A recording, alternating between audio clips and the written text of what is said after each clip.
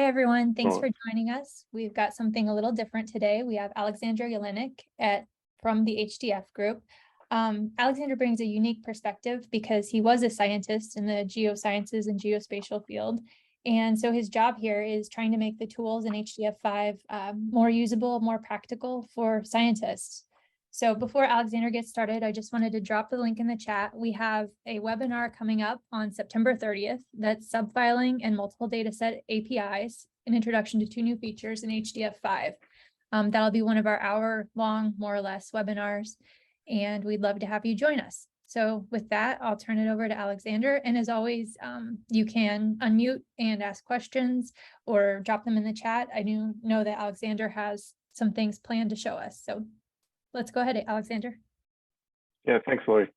So hello, everyone. I'm Alexander, as Lori said. And today, I think when they offered this spot and said who is going to take it, and they suggested me, I think it would be interesting to talk about some things that are a bit different, maybe. As Lori said, I come from being a scientist, practicing scientist, and using HDF5 in my science. And so the communities where I usually operate in are kind of probably different or somewhat different than those that are focused more on data IO operations and performance.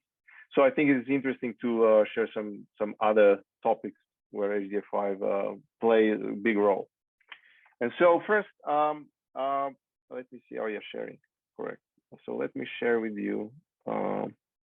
And while I'm sharing, yes, if you have any questions or anything you want to be repeated, just stop me, no problem.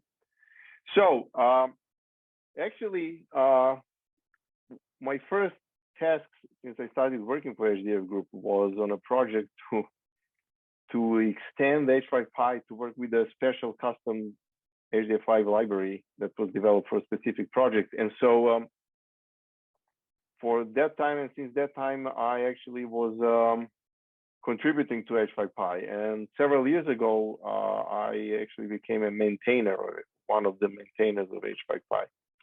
I don't know how much you use Python or how frequently you use Python, but for those who use Python and have multi-dimensional array data and want to work with those data, h5py is very popular and probably the most popular Python interface to HDF5 library. And so I have not been using my maintainers privileges a lot.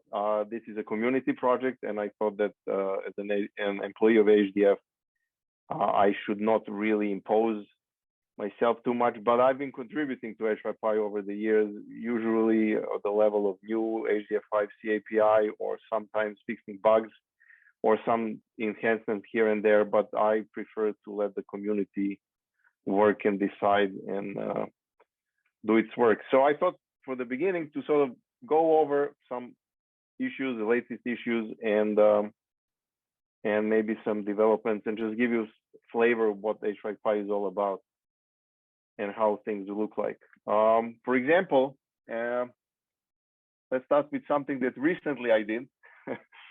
And actually, speaking of maintainers privileges, I actually merged this one, and I think this is my first merge to h5py master branch. But working on another project for the US Census Bureau, I realized that h5py actually doesn't allow configuration of datasets chunk cache per dataset. So h5py up to now only allows changing dataset chunk cache settings on the level of the file, which I found to be too global, especially if HDF5 file happens to have a lot of datasets, and not every of these datasets really should have different chunk cache.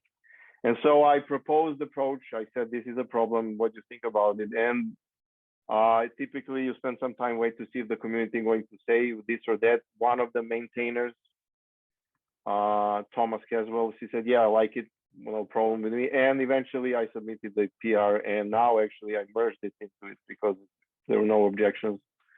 And so from the next release, wherever that happens to be, h5py will be able to support it. So I thought this is a relatively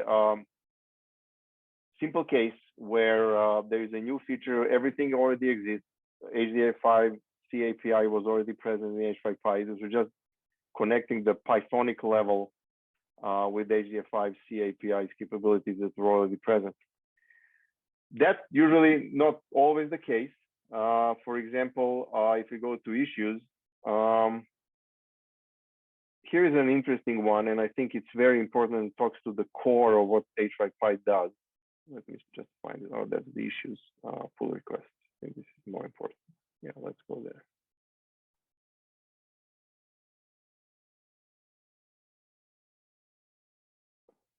This one.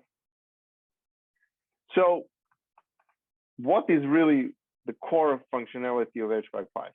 All the Pythonic interface, all that's all great, but fundamentally h5py is a byte converter between NumPy in-memory data structures and what is stored in an HDF5 file.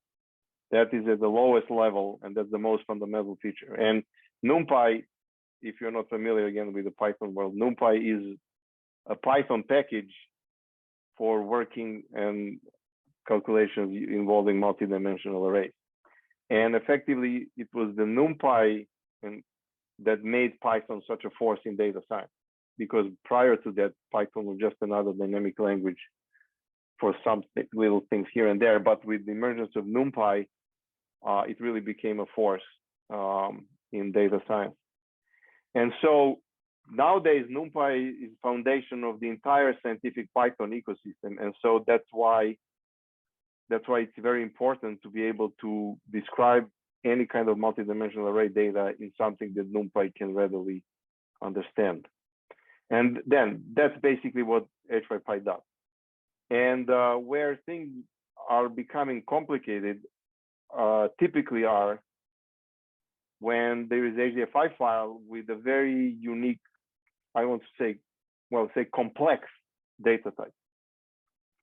And that data type is very difficult to represent as a NumPy array.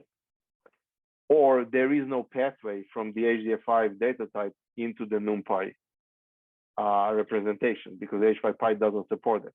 And this one actually, this person, John Stairs, yeah, there you go, John Stairs, actually recently did quite significant work to allow a lot of these edge cases with the variable length data types in a compound data type to actually work and be supported in h5py. And I think that these kind of things are really difficult and require a lot of effort to support. So this guy really made a huge contribution and helped a lot. So those are the kind of difficult tasks in h5py to maintain or develop. A bit more easier ones are, for example, what I did recently, and that is allow using S3 URIs, universal resource identifiers, when used with a ROS3 VFD, virtual file driver. As you know, read-only S3 driver exists in HDF5 library for maybe 5 years now, but it really accepts the more traditional URL, HTTP something to Amazon S3. However, that's not what people really use when they use S3 objects. And so this, another pull request that I created was just to allow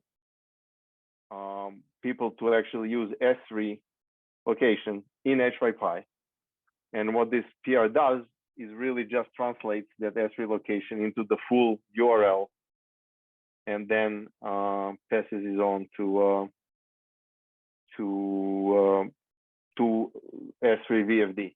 And so essentially from the HDF5 library point of view, nothing really changed. This is something that is purely done on the h5py thing. And this is I think this is the part of the code that does this. And after parsing, this is the full URL here that is being created out of the S3 location. So this is the said an easy fix. in h5py, for example, but very useful for those who actually do work with S3 and S3 objects.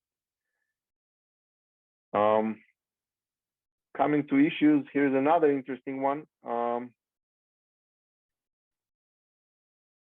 Async I for h5py. So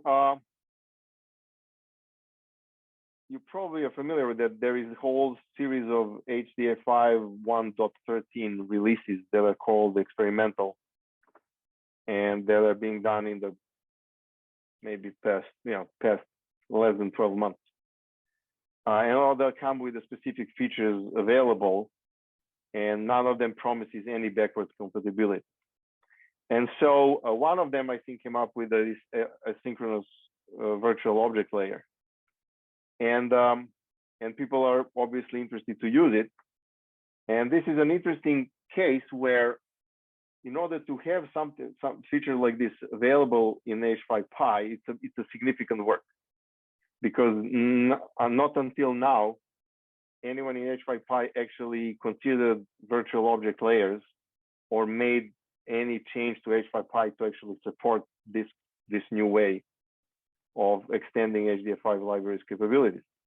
And it's a good example where, if those kind of changes are coming, it's very good to engage with the h5py community early on in order to get some guidance and design what is the best approach to expose those new capabilities in h5py.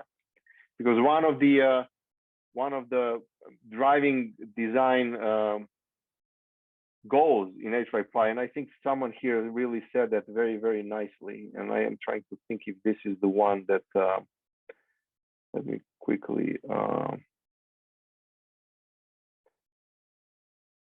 yeah, so this one is basically, it's very nice. The goal of h5py is to wrap the library in a Pythonic way, so the user should feel like they are writing Python that happens to drive the C library, not the C code that happens to be expressed in Python.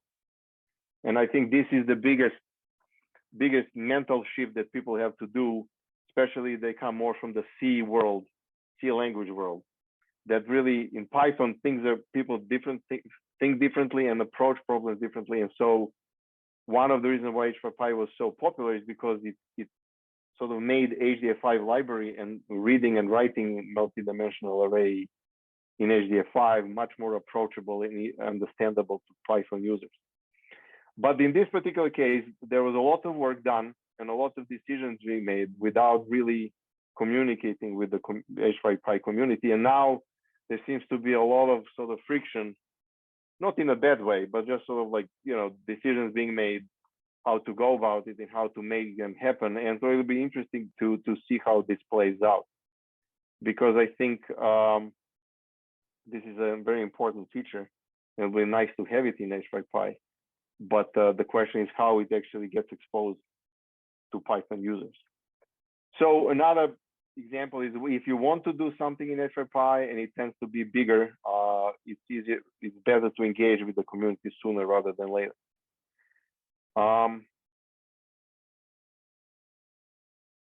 Another interesting one, I think, is deadlock. Yes. So generally speaking, what's mentioned that one of the limitations of h5py is with exotic HDF5 data types. Another group of issues that seem to be emerging slowly is that h5py uses Python global interpreter lock. And again, if you're not a Python user, you may not have heard of this, but essentially, long story short, Python really doesn't do multi-threading well. And so a lot of these applications and developers are thinking and running up their Python applications as multi-threaded. And so there are now conflicts between h5py and some other parts of Python code that may be using asynchronous coroutines or any other way that kind of tends to depend on threads in one way or another.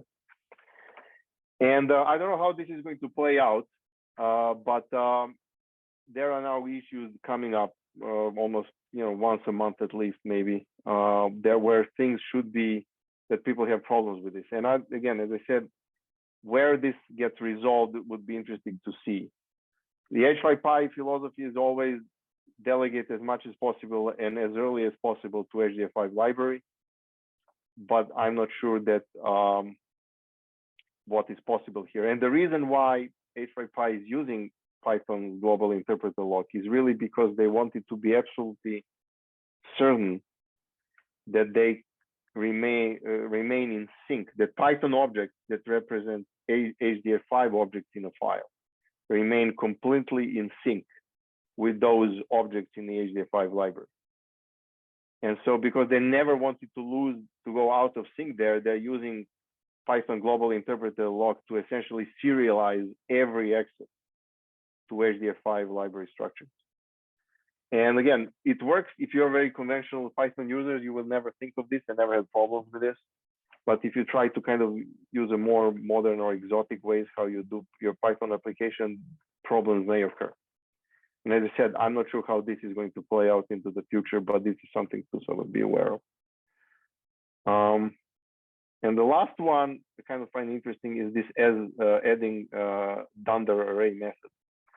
All of these double underscore methods in Python means that they are special methods. They actually expose a specific Pythonic feature of this object.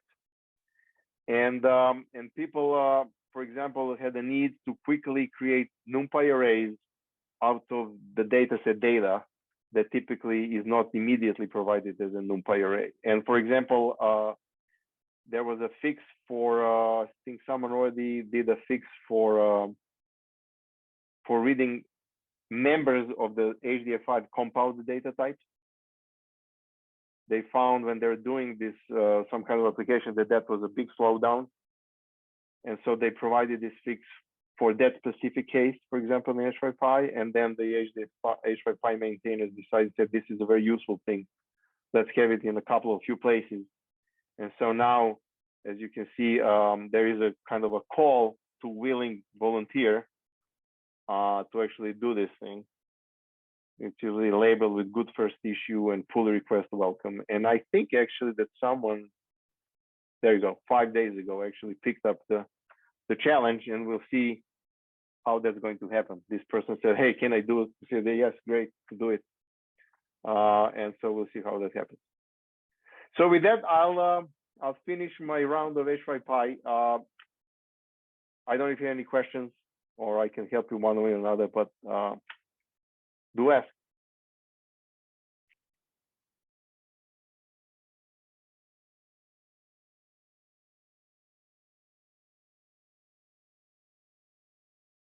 All right.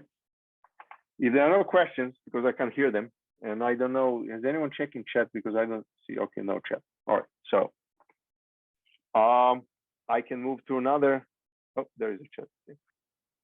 No questions, all right, good. Eventually, Alexander, Yes. there are going to be very rudimentary questions, but so when is people using the h5py, so are they including that in their code because it's Python, or do they use it in post-processing? What is what you have seen more like the normal use of that particular element? You mean this array capability? No, in general, h5py? do they, so can you use it in your simulation if it's like a normal, I would say a normal code using h5, writing in h5 files, or do they mix and write in some kind of Python, or do they use it to convert for post-processing, or what is what you have seen more? So if your code is in Python, then yes, people use h5py as sort of their first and only interface to HDF5. Now, I think what you're asking is what that interface looks like, I think, or what this h5py API looks like. And it is a little different. I mean, it is different than what HDF5C API looks like. What h5py did was, because Python is object-oriented language, so it actually uses HDF5 identifier, which essentially represents something in HDF5 file, a property list, a data set, a group, link, whatever, a data type, and basically wraps it around a class in h5py. And so how you actually work that, it's a bit longer topic for this clinic or call or this meeting, but it is very intuitive in a way that frees you of thinking a lot of C way of how doing things and thinking a lot of, it is very Pythonic in a way that it gets the right job done. It understands, it uses ability in Python to sort of infer what you want to do. There is a lot of HDF5C API calls, sometimes in these methods in Python that people may not be aware of, but they bring extra functionality and comfort in their use. So it hides a lot of HDF5C API calls underneath. And so it makes you very productive. Typically, a couple of lines of h5py code can do a lot of things. Usually maybe even, 40, 50 lines of C with HDF5 API calls. So in that way, it's very efficient. Did that answer your question?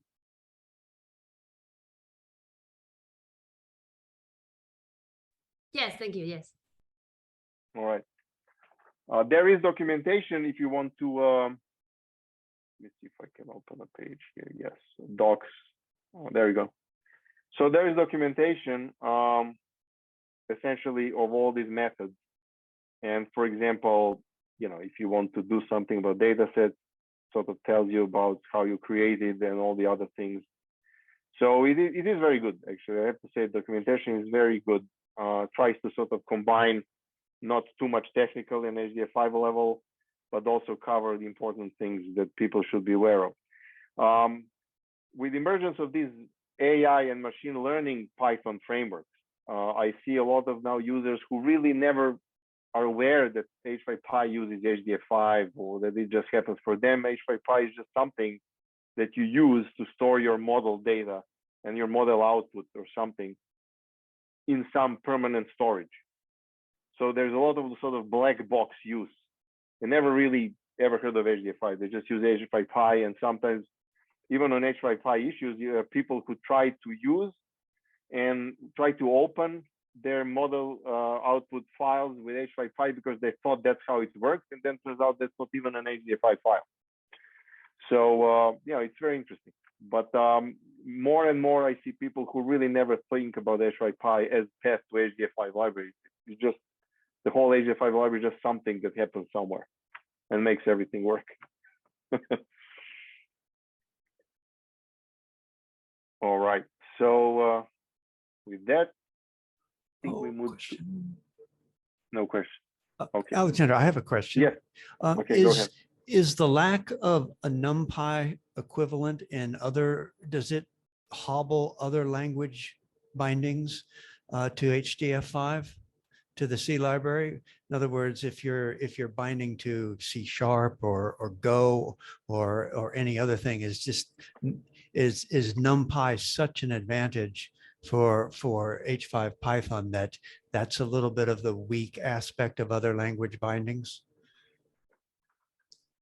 I think it is a big power to Python, because if you get it in as NumPy, you immediately can do all your multidimensional array computation.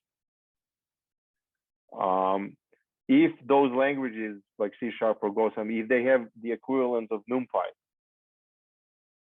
then I would say users of those programming languages would hugely benefit if their interface to HDF5 would immediately provide them something that gives them this ability to immediately operate on these objects as multidimensional array of data. In terms of Python, I think that was really the biggest draw to h5py,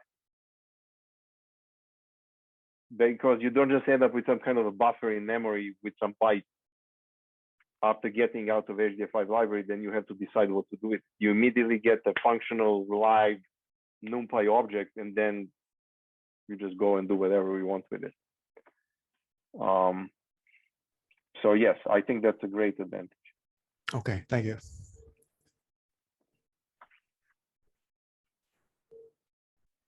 So that's that, I think, yes. So next one is HDF5 JSON. And Lori, tell me, I think it's half an hour. I'm Yeah, already... it is. I mean, they commonly go into, 35 minutes. So Okay, cool. do what you can. I'll click faster. So HDF5 JSON is an interesting thing in two ways. First of all, as an idea, as a way of expressing content, HDF5 file content, but also its implementation is interesting because of the existence of h5py, we were able to very quickly and cost effectively implement HDF5 JSON. So even we in HDF group prefer to use h5py, well, some of us, as to programming HDF5C API. And so, even for us, h5py was a huge help. So what is HDF5 JSON? I don't know if you heard of it before or not, but it's a fairly, it existed for quite a number of years. I mean, I became aware of it back in 2013, so now it's 9 years. And it really formulated as an alternative to describing a content of one HDF5 file. So if you remember, there is h5 dump command line tool that comes with HDF5 library. One of the features of h5 dump, or main feature, is that you could dump the content of the file, and the format of the text format that h5 dump uses is, I think, called h5 dump DDL, for the lack of that better term. So HDF5 JSON is essentially the same functionality, but in JSON. And I think there is a huge benefit of HDF5 JSON, because nowadays, especially, parsers, every programming language of any importance nowadays has at least one JSON parser, if not more. And so if you do have something like HDF5 JSON, the information there is immediately available, can easily be parsed in any of these programming languages. When it comes to h5 dump DDL, I'm not sure that that's possible. It sort of lives in its own world. And so I think that HDF5 JSON really is attractive from that point. So what is HDF5 JSON? I don't know if you ever saw it, but let's go with an example. This is the classic, and it's the classic because it shows, let me just close this here so it's full screen. It basically gives an example of a file for which we already provide an h5 dump representation on the HDF groups portal. So if you go all the way down here,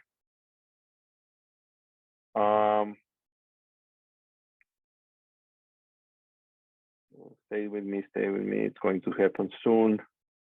Oh, there you go. So this file that is given in the h5 dump format, I can now show you how it looks like in the HDF5 JSON. And one similarity between HDF5 JSON and this is because they all are based on curly braces. But that's the only similarity between them. Everything else is quite different in terms of how they look like. So this one, as it's explained here, looks in HDF5 JSON like this. And just briefly to explain the main components of HDF5 JSON, you basically have groups, you have data sets, and if you happen to have what's called committed data type in the file, then there would be that as well at the top level. There you go, you have it here. So it's data types as well. So that's at the very top level, breakdown of the file content. And one of the features of HDF JSON is that because HDF5 file content can actually be, because of the possibilities of multiple links to the same HDF5 object, or because of that multi-linking capability of HDF5, HDF5 JSON really avoids the hierarchical view of the HDF5 content. It actually uses more closer to a graph node type of representation. So all HDF5 groups, regardless of where they appear in the file hierarchy, they are going to be under the groups, top level objects. All HDF5 datasets that, again, regardless of their hierarchical location in the file, they're all going to be appearing under the datasets top level, and so forth.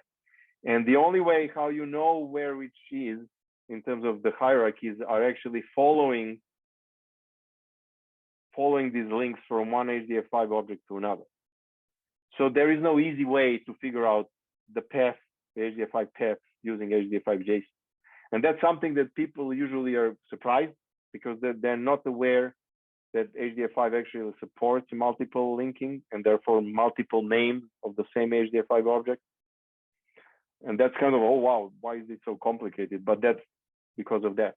And the way how you enter, and this is the only entry point in HDF5 JSON, is the root key or the root property. That one gives you the identifier of the root group in the file.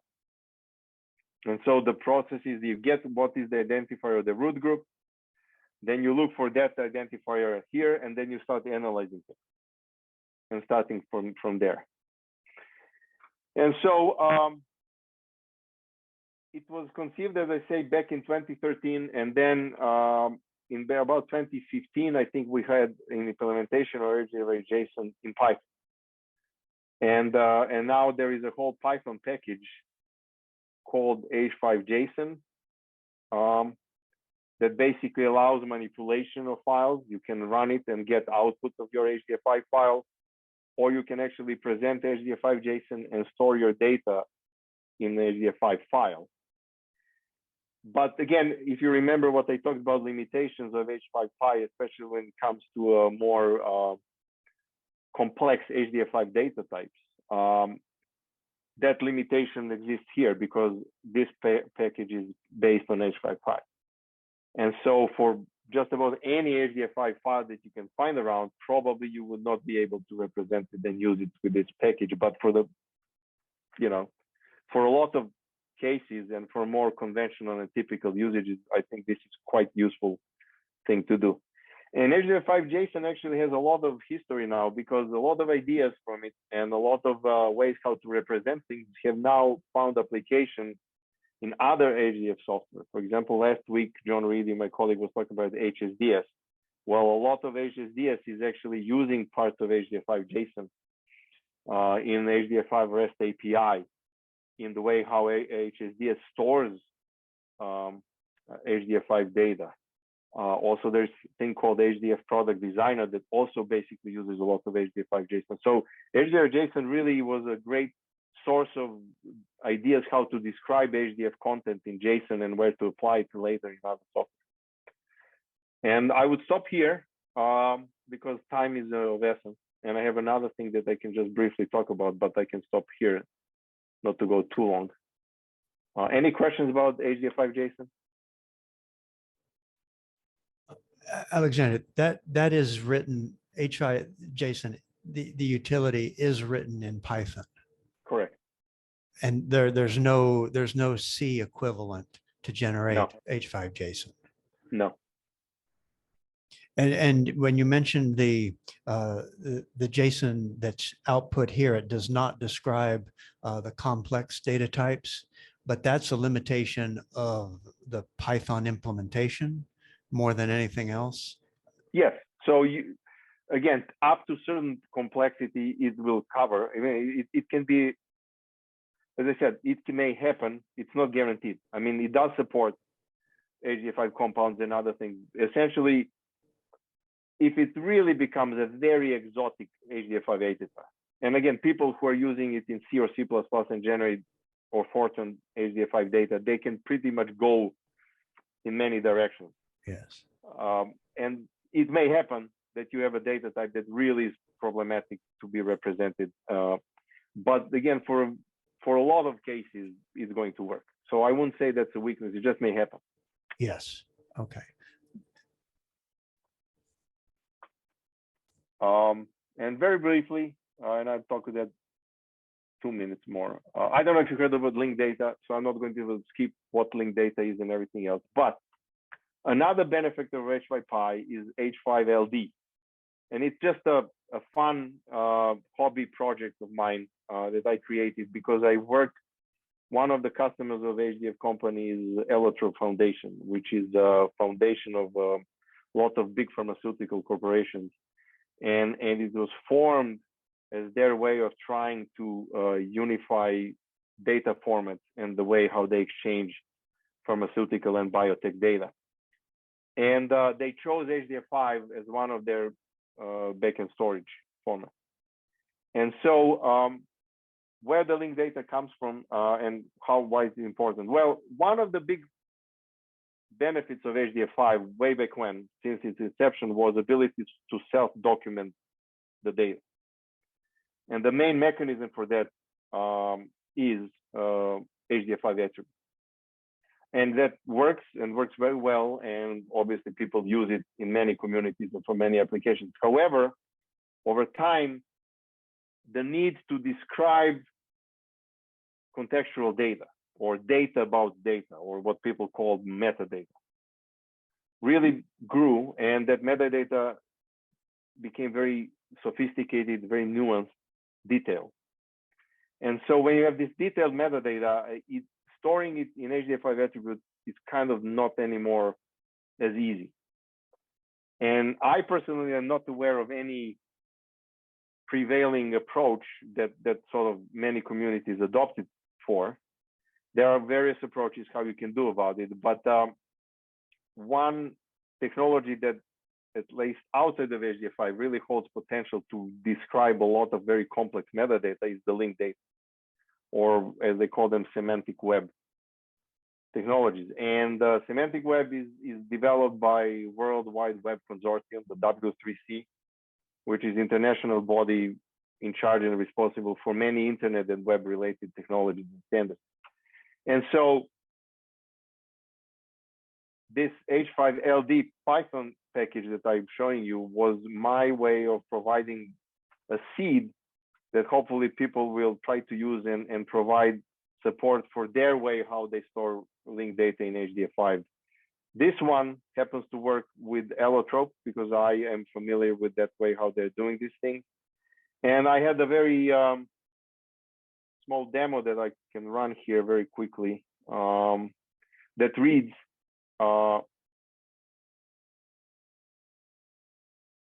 essentially the linked data in those Allotrope HDF5 files and does something with it. And bear with me, don't worry about these things. But I just want to show you the final product is a graph Python object. In other words, Python object that holds all the knowledge graph that is hidden in this, well, not hidden, it is stored in this Allotrope HDF5 file. And I'll just show you a nice picture for you to see how this works. So this is essentially now visualization of this knowledge graph that was read from this HDF5 file. And it looks a little intimidating on its way, but it also looks pretty, I think. Look, so this is all these nodes have some information about it, and they hold some description of something that's in this HDF5 file. And if you are able to read this graph and knowledge graph and you apply analysis to it, you basically can learn a lot of what is in this file, who created it, how it was created, and everything else. It's a much more detailed and, as I say, complex description of things that you could ever achieve with just HDF5 attributes. And again, time-wise, I'm not going to go too much into it, but here is an example. What I'm using now, it's only a part of its capabilities, but here, let me just come to this thing here quickly in my notebook. So here, what I'm saying, part of this Allotrope knowledge graph that is in the file actually uses a public vocabulary that is for generic multidimensional array. It's developed by W3C. It is called RDF Data Cube vocabulary. And so Allotrope Foundation actually built their ontologies, their vocabularies on top of this RDF data cube vocabulary. And here in this Sparkle query, and Sparkle is the language which is similar to SQL in relational database. So Sparkle is the query language that you can apply to knowledge graphs to gain some understanding of what's in there. So what I'm doing here is basically saying, using this RDF data cube vocabulary, I'm basically saying, list me all the groups and all the data sets in all the groups in this file. And that's a very basic usage of the capabilities of the linked data in this file, but it's sort of at the level of HDF5, it's directly kind of interesting to see. And so here, I said, find me everything that is described as an HDF5 group, then find every member of this HDF5 group, then remember the name of the source object. In other words, remember the name of the source HDF5 group, and then also remember the name of the member of this HDF5 group. And then remember its type, if it's data set or a group for all the members. And so all these things that I do, and I query basically the knowledge graph, and basically comes out a table where you can see essentially everything that's here, starting from the root group and everything going down there, what group they are in, what is their name, what is that members, are they groups or their data sets, and all the other things. And so this is obviously a very basic illustration of the capabilities, but just give you an idea that it allows people to really get what's in the file and get a lot of the metadata using something that's not really HDF5 API. Read me an attribute, what it means, and everything else. And I'll stop here. Apologies for quickly flying to this last one, but it was actually quite, actually surprised that I had to talk so much. So any questions maybe, but pay attention to this H5LD. I think it's an interesting idea, and I'm really open to learning, are there any more applications of linked data in HDF5? I think it's really cool. And I think it's the next evolution of HDF5 in some way. So in the comment or in the chat, Mike asked if you had a similar notebook in GitHub. I don't. It's a good question. I was thinking this morning, as I was, after a year, I tried to resurrect this notebook. And it did work, and I said I should really do something with it. So yes, I will try to have something in the next couple of weeks. And good help. The file, though, I have to see. I think this one from Allotrope is open source. I mean, I can share it, but I won't have any more examples really of this file with linked data. But I think this one that I'm using is actually something that can be shareable. Okay, and we can post that on the forum, and people can come back with more questions. And I think Alexander is going to have some regular hosting duties for this session in the future. So we will have him back again for questions. Oh no, that means I was good enough. Oh. Yeah, that's my opinion. Yeah. Anyway. All right. Okay. All right. Thanks. All right. Thank you, everyone. See you back here next week. Bye-bye. Bye. Thank you.